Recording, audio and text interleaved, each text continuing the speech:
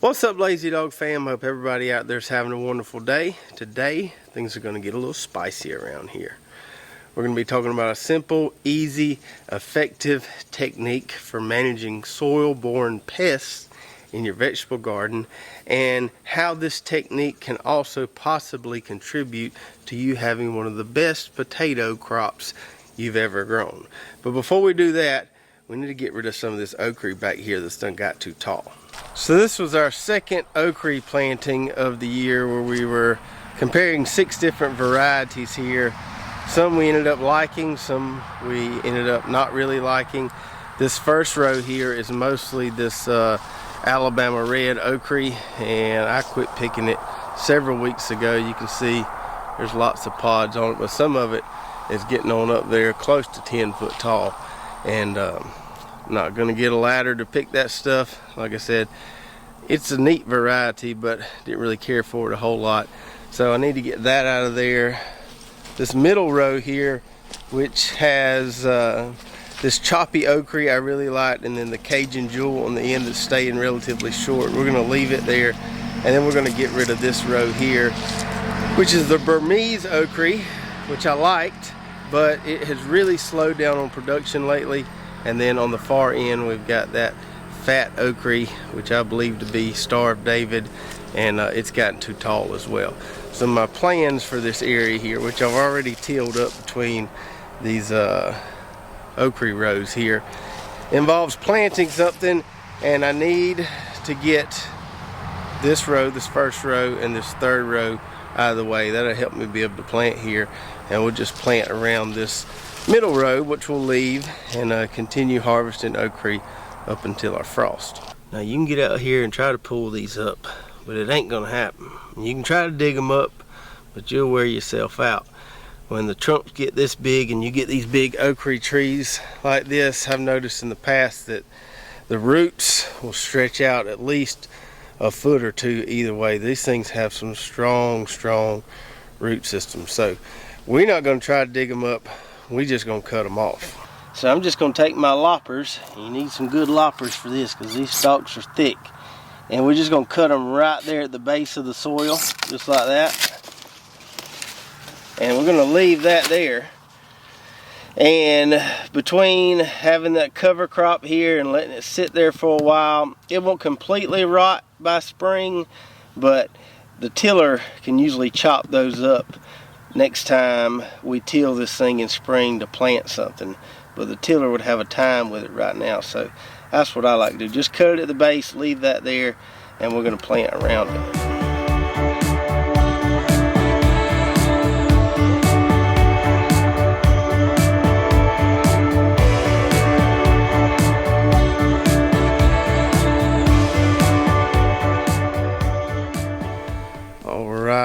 Alright. That's a lot better there. Got that raked up, cleaned up, and should be able to do what we want to do in there a lot better now. Can't even really tell there was 2 rows of okra there. Well, those stalks are still there. Now you may or may not know this, but okra wood don't burn worth a flip. You about can't give this stuff away. So don't cut up a bunch of okra plants like I did and think you got something here. I made the mistake of putting this on my burn pile one time, and I about couldn't get it hot enough to burn. So maybe if you've got a wood chipper, you want to chip this stuff up and use it for mulch for your garden, go for it. But as for me, I'm just going to dump it in the woods because I have a hard time getting it to burn. Okay, so now let's talk about the spicy stuff. So about 3 or 4 years ago, I can't remember exactly where I was at, but I think it was at some organic market farming conference, learning, continuing education deal about 3 or 4 years ago, and I heard someone talking about growing mustard as a cover crop to help manage soil-borne pests. Mustard is what they call a natural biofumigant. So this whole process of growing mustard as a cover crop is called biofumigation. Now before I dig deeper here, let me make this disclaimer. This technique only works if you chop this stuff up and incorporate it into the soil, whether that be with a tiller, whether that be with a garden hoe, whether that be with a pitchfork. So if you're hardcore no-till and don't want to disturb your soil at all, this technique probably isn't for you. We do have lots of viewers who do till their soils on occasion, even if it's just once or twice a year. And if you don't mind disturbing your soil, this is a great way to manage soil-borne pests. So if you've ever eaten mustard greens, you know they can have a little hint of spiciness to them. And some varieties are more spicy than others. And what causes them to be spicy are these chemical compounds called glucosinolates. Now we won't dig really deep into the chemistry of this until it's time to incorporate these into the soil. But I wanted you to understand that that's what makes the mustard spicy, because we're going to be talking about some spicy mustard greens today. Now those chemical compounds, those glucosinolates, when they are released into the soil by chopping up the mustard, do a lot of great things for your soil as far as, getting rid of some of the bad guys. Down here we have a high prevalence of root knot nematodes. And there's lots of things you can do to manage root knot nematodes. And root knot nematodes don't affect every single crop we grow, but they can affect okra, tomatoes, peppers. They have a few target plants that they can really negatively affect. So nematodes are these tiny little microscopic worms that live in your soil, all soils. They're the most abundant animal on this planet, in fact. And you have good nematodes and you have bad nematodes. So the parasitic nematodes, the bad ones like the root knot nematodes, what they can do is get inside the plant roots, lay their eggs, and they'll make these little nodules on the roots where they lay their eggs. And if you pull up a plant and see those kind of nodules on there, you know you've got a problem. You probably before that knew you had a problem because the plant looked pretty pitiful or was dying, but that's a good sign to know you've got a problem. Now there's quite a few things you can do to reduce the presence of these harmful or parasitic nematodes in your soil. A lot of the no-till proponents out there will say you got to get the biological dynamics right in your soil. Some people will say that you add more of the beneficial nematodes. That helps. There are products out there that you can completely nuke your soils and get rid of all nematodes if you have a really bad problem. I wouldn't recommend doing that, but there are products out there where you can just eliminate all of them. You would then have to replace the beneficial ones, obviously. Crop rotation really helps, which if you watch our channel, you know we do a lot of around here. Not planting nematode susceptible crops in the same place year after year. That's going to certainly help.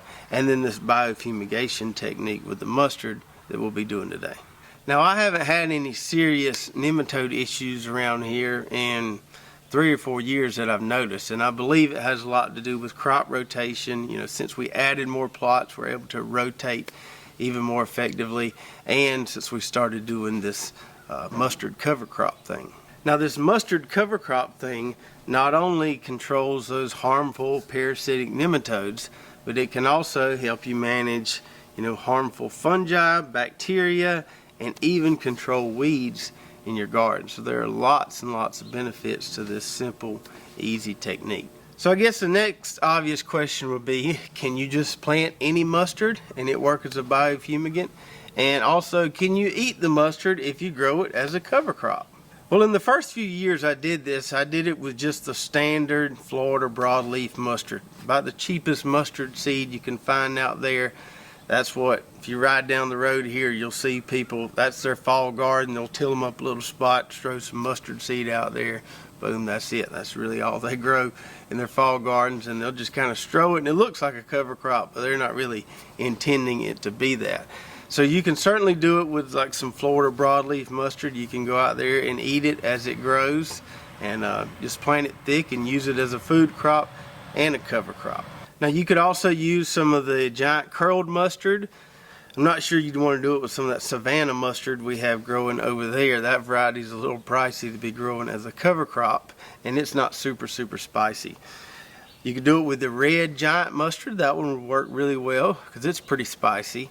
And so after I did the Florida broadleaf mustard a couple of years, then I kind of started digging into some of these really spicy varieties. The more spicy the mustard, the more glucosinolates it has, the better biofumigant it's going to be. So last year I grew one called Kodiak brown mustard, and this is not one you would want to eat. Too spicy to eat, or so they say. I didn't try eating any of it, I just took their word for it. But that one has a lot more glucosinolates in it because it's more spicy, or spicier, than the Florida broadleaf mustard. And we're going to be planting some more of that this fall in a mixture with a couple other spicy mustard varieties. But last year I grew that one where I knew my potatoes were going to go in February, my Irish potatoes. And this year we had the best Irish potato crop I have ever had. Now I attribute some of that to the fact that we had a really dry spring. Anytime we have a dry spring, we're going to have a good potato harvest. Wet conditions usually make for bad potato crops around here. So the dry spring helped, but I really believe that having that mustard cover crop in the ground got rid of a lot of those pathogens that would normally target a potato crop. I didn't have to hardly spray them at all. I didn't notice any fungal diseases, nothing. Plants looked nice and healthy, and we had some really heavy yields of potatoes. So while I can't say that the mustard cover crop was 100% the sole reason we had such a great Irish potato crop this past year, I think it had a lot to do with it. And going forward, I'm going to always plant a mustard cover crop in the spot where I intend to put my Irish potatoes the following, late winter, early spring. Now, in addition to planting mustard where I intend to plant Irish potatoes, I always plant a mustard cover crop where my ochre was. I started doing that a few years ago, and I think that is one of the reasons we don't have really any bad root knot nematode problems as well. And so that's what we're doing here. We still have some ochre in the ground, but we're going to follow our nematode susceptible crop, the ochre, with a cover crop of this mustard as a biofumigant.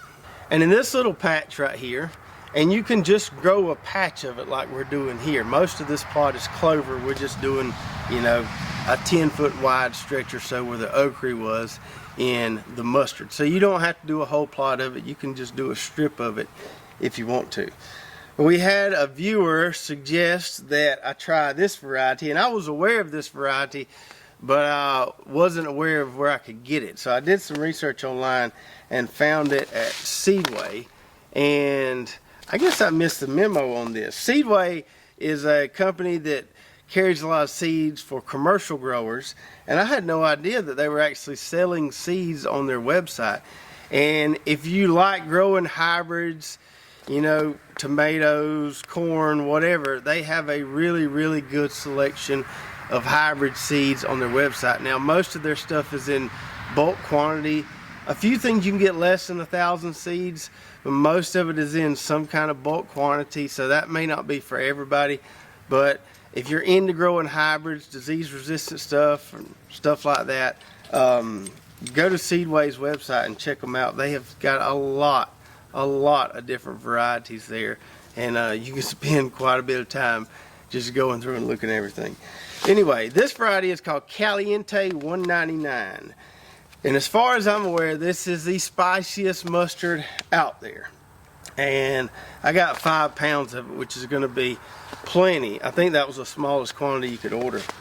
But that's going to be plenty for me. I can save some of this and probably have enough to plant next year. But we're going to go with the spiciest of the spicy first with this Caliente 199. Now, I am going to mix in with that, something I also did last year. I'm going to mix some of this tillage radish in here. This is a variety I got from Green Cover Seed called Nematode Control Radish, so we'll get a double whammy on the nematode control. And the tillage radish, it is a nutrient scavenger, reaches way down there, scavenges nutrients from the deep, and then when you incorporate them into the soil, those nutrients are at the top there, so they're available to the next round of vegetables you plant. They also tickle the soil, aerate the soil, prevent compaction. A lot of good benefits to planting these tillage radishes, and I have had good luck mixing these with the mustard biofumigant together. So we're going to mix these two together and plant this little spot right here first with the caliente and the nematode control radish. We're going to mix it up in our bucket here.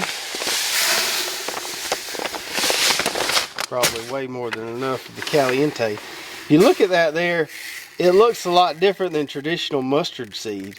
The seeds of normal mustard seeds are usually a lot darker. That right there is a lot lighter and looks a lot like if you buy that kind of stone ground spicy mustard at the grocery store. So that's pretty interesting there, how much different the seeds look. There are some darker seeds in there as well. This may very well be some kind of mixture too. I'm not sure.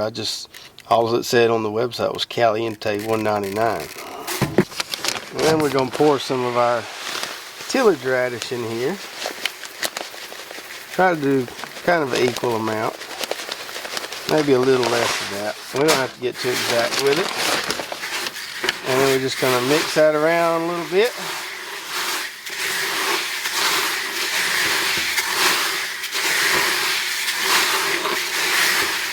And we're ready to go throw some seed.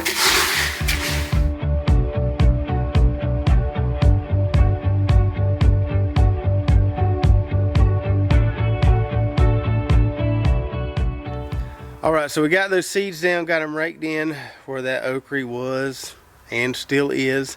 I'll put a tripod sprinkler on that, water it in. This stuff usually germinates, comes up pretty fast.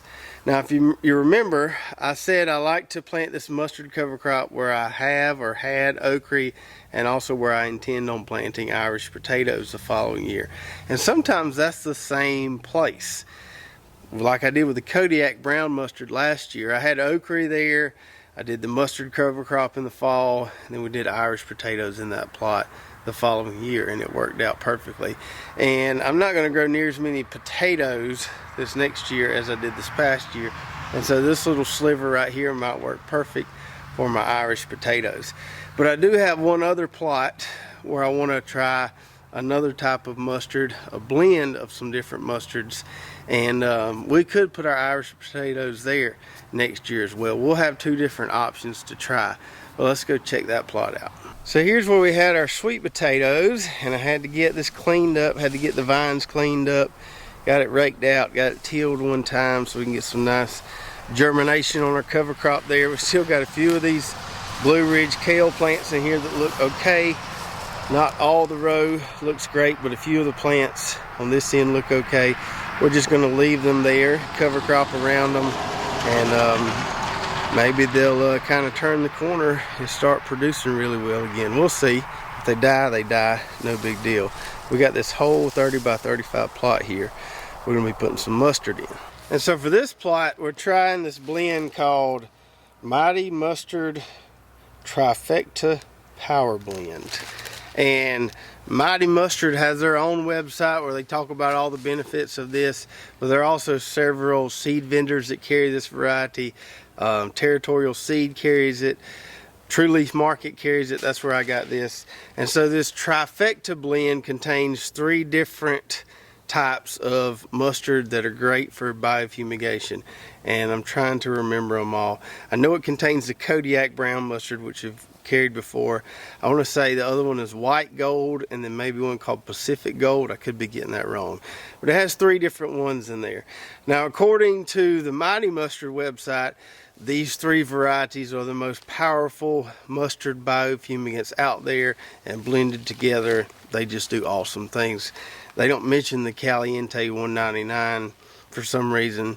I don't know, maybe that's just their marketing statement, or maybe it really is. And we won't have really any way to prove which one is a better biofumigant unless we were to do some microscopic analysis of the soil once these things are done, and I'm probably not going to do all that. But I think both of these are really good options. From what I understand, the Caliente is the spiciest, but this blend right here is really good because each of these varieties has different glucosinolates, and so it targets a broader range of pests than, say, just the Caliente itself. does. So having diverse glucose enolates is going to target a diverse amount of pests, whether those be, nematodes, bacteria, fungi, or even weeds. Now, just like I did with the caliente mustard, I'm going to mix some of this nematode control radish in with this stuff here too. And I'd say a couple pounds per 1,000 square feet is probably good. Really hard to plant it too thick. You want to make sure you get a nice ground cover. So there we can see a little more diversity of seed color than we had with the caliente. So you can see some of the light colored seeds, some of the dark colored seeds, and some kind of in between there, which gives you that trifecta blend. And we'll pour some radish in here.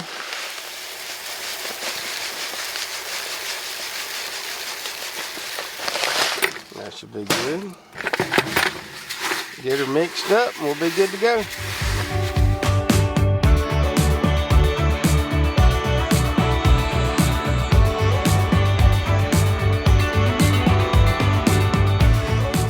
And that's all there is to it. So not only are we getting all the kind of standard benefits of a cover crop as far as erosion control, weed suppression, adding organic matter to the soils, all those are being done with these mustard cover crops, but we're also adding the pest suppression factor in there as well, which makes it a really, really powerful and really, really effective cool season cover crop. And if you struggle with pests on your Irish potatoes, try this mustard cover crop. Try it throughout the winter. This stuff can handle a pretty decent frost. It'll bite it back a little bit, but it doesn't really kill it. It will grow all throughout the winter for us, and then we can chop it up, till it in, early February, late January before we put our potatoes in the ground. And I'm not going to say that you're going to have the best potato crop ever if you do this, but I think you'll have some really, really good results. We had the best potato crop ever. That may have had something to do with the weather. Obviously, if you do this and you get a really wet spring, not a whole lot you can do there. But apart from the weather, assuming you get good weather in the spring, this is going to contribute to having some really good soil to grow some really good Irish potatoes. So whether you want to try one of the standard varieties that you can harvest and eat as well, or you want to do like me and try some of these really spicy, really effective biofumigant mustards, if you've got a little extra space in your cool season garden or your fall garden, or you've got some okra plants now and you need something to put there through the winter, definitely consider growing a cover crop of mustard. And if you have any additional questions about this technique, definitely put those in the comments below. I'll do my best to answer them. If you've tried this technique and you like it or didn't like it, please share your results as well so we can all learn from your experiences too. If you haven't already, head on over to our website at lazydogfarm.com, where you'll find some good recipes, garden journal, lots of recommended products, and even some cool Lazy Dog Farm merch. If you enjoyed this video, make sure to subscribe, ring the bell, like, and share, and we'll see you next time right here at Lazy Dog Farm. Oh, farewell, by the beauty of your life.